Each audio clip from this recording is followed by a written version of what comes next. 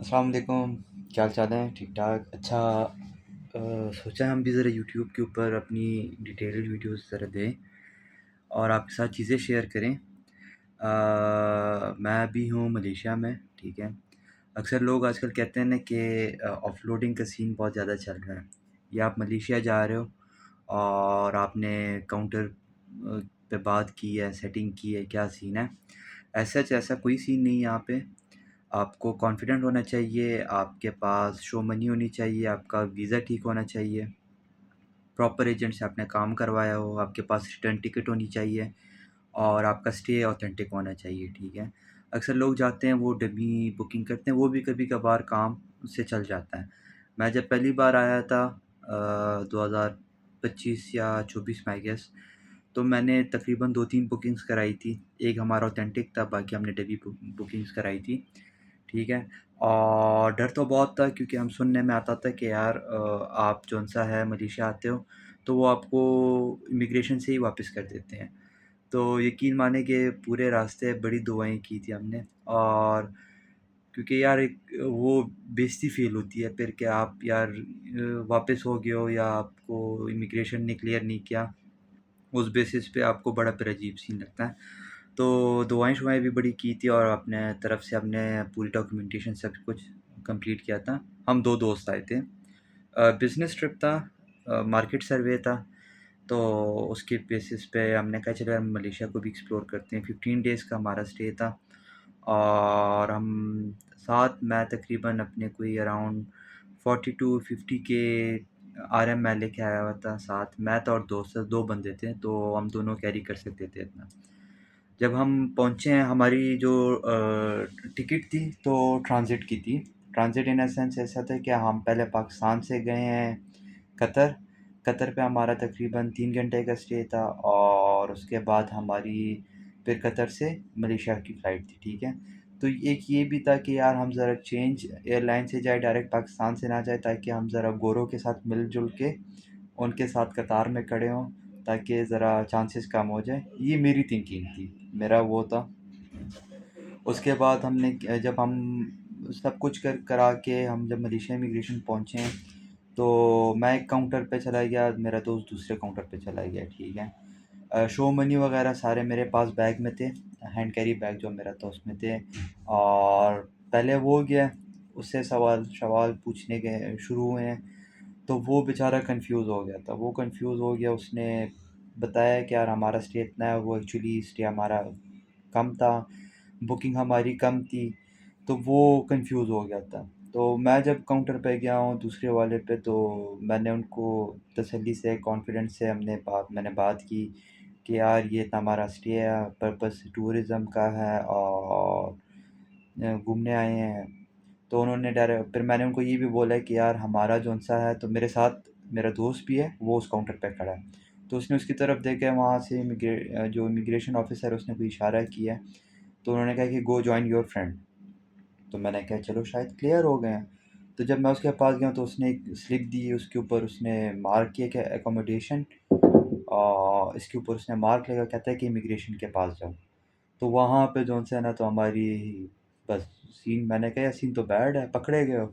अब तो पाकिस्तानी भी हो, ये लोग तो डायरेक्ट इमिग्रेशन का अलाउ नहीं करते।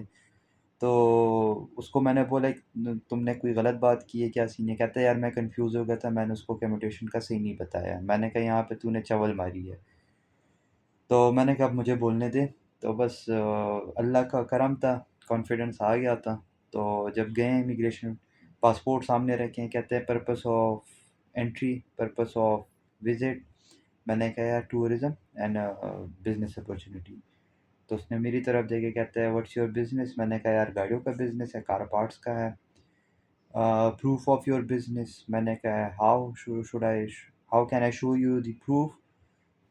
उसने कहा कि show me any proof of your business. मैंने कहा ओके। फिर मैंने अपना फेसबुक और इंस्टा का पेज दिखाया उनको कि बिजनेस का है। उसने अपना दिखाया कि यार मैं जापान से गाड़ियों का काम करता हूँ। उसने कहा ठीक है, शो मनी। तो भाई ने क्या किया, भाई ने बैग जो पहना था, मैं दिखाता हूँ आपको, एक मिनट। अच्छा, ये बैग था, ये वाला, और इसमें 40,000 आरएम पड़ा था और इनके नोट भी एक से सेंट से शुरू होते हैं, 10 सेंट से सिक्के होते हैं 50 तक। फिर उसके बाद इनका 1 रुपए का नोट, और फिर 5 का है, और फिर 10 का, 20 का, 50 का, 100। सबसे बड़ा नोट इनका 100 का है। तो वो मेरे पास 50 और 100 वाले सारे गत्ते थे, तो मैंने डायरेक्ट उसके काउंटर पे उल्ट ज़िप खोल के उल्टे कर दिए। तो उसने मेरी तरफ ऊपर देखे, नीचे देखे, उसने स्टैम्प मारा, कहते गो। तो वहाँ से सीन क्लियर। तो फिर मुझे समझ आ गई कि यार यहाँ पे आपको कॉन्फिडेंस आना चाहिए, आपके पास पैसे होने चाहिए, और आप बात ठीक से कर सको, आप उनको बोंगिया ना मारो। तो ये हमारा फर्स्ट विज़िट था, जो कि इस तरह हमारा क्लियर हुआ है। तो उसके बाद ये अभी मैं 2-3 मरतबा मैं आया हूँ, और अल्हम्दुलिल्लाह ओके सीन है, कोई इशू नहीं रहा। ये लोग ज़्यादा तंग रिटर्न टिकट पे करते हैं, शो मनी पे करते हैं, और एकोमोडेशन पे करते हैं। ये 3 मेन चीज़ें हैं जो इस पे लोग तंग करते हैं।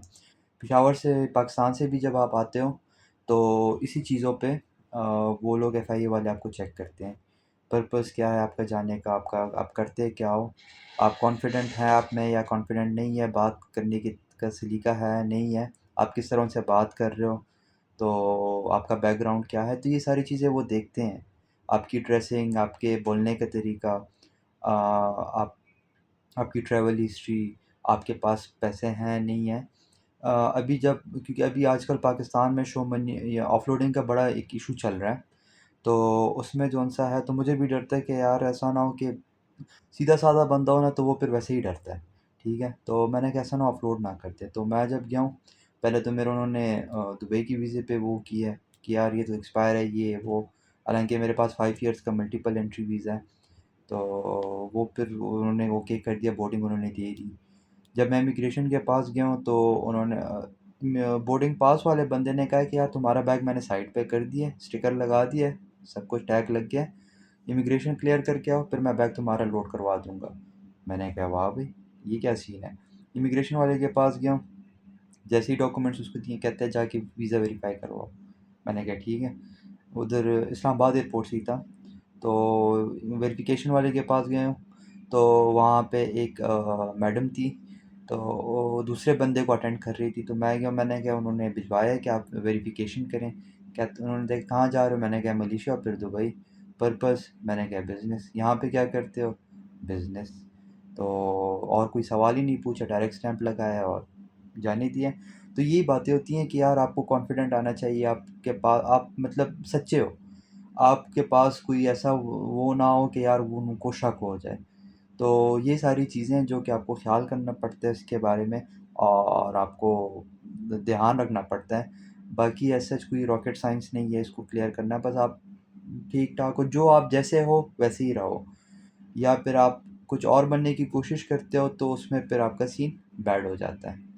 तो ये मैंने कहा यार ये ज़रा मैं अपनी वो मलेशिया का जो एक वो है, ट्रिप है, या जो भी चीज़ें हैं मैं आपके साथ शेयर करूँ, ऑफलोडिंग और इमिग्रेशन क्लियर करना। वो जो लोग एजेंट्स के थ्रू काम करवाते हैं, काउंटर परचेज़ करते हैं, ये वो एक अलग ही सीन है। सादा-सादा वीज़ा लगाओ भाई जेन्युइन बंदे से, और ओके सीन है। आप पढ़े लिखे हो, आपको बात करने का तरीका आता है, कॉन्फिडेंट रहो, कंफ्यूज ना हो, तो ओके सीन है आपका। फिर इंशाल्लाह आगे फिर बाकी चीज़ें डिस्कस करते हैं। आपको मलेशिया के मार्केट के बारे में फिर मैं अगली वीडियो में बताता हूँ कि मलेशिया की मार्केट कैसी है, और उसमें क्या है क्या नहीं है, किस तरह की हमें इश्यूज़ फेस आती हैं। तो दूसरी वीडियो में फिर मैं आपको वो बताऊँगा। अभी यहाँ पे रात के तकरीबन बज रहे हैं कोई, इट्स अराउंड 2:34। पाकिस्तान और यहाँ का अराउंड इट्स समथिंग 3 आवर्स का डिफरेंस है यहाँ पे। तो सोचता हूँ सुबह इंशाल्लाह फिर निकलना है दोबारा, 1-2 जगहों पे जाना है। तो नेक्स्ट वीडियो में फिर आपके साथ मार्केट की चीज़ें शेयर करता हूँ। थैंक यू, अल्लाह हाफ़िज़। दोस्तों के साथ भी शेयर करें ये, ताकि उनको भी नॉलेज में इजाफ़ा हो।